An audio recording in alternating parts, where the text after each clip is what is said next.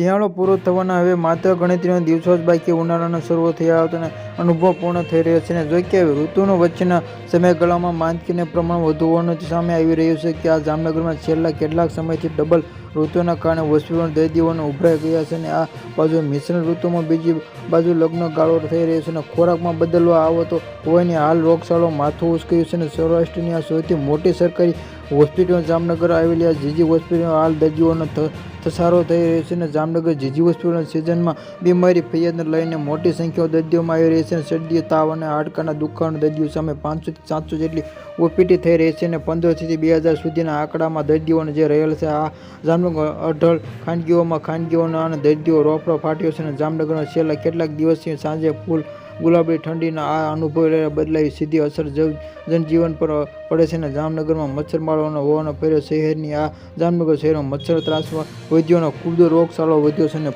Fogging સહિતની કામગીરી કરવામાં આવવાના જાણ્યું વ્યક્તિ બાળકોને જેની રોગ પ્રતિકારક શક્તિ ઓછી લોકોને ઝડપથી બીમારી પડી રહે છે. લોકોને જમવા અને કંઈ ખાસ તે કરી રાખી રહે છે, જે ડોક્ટર જણાવી રહ્યા છે.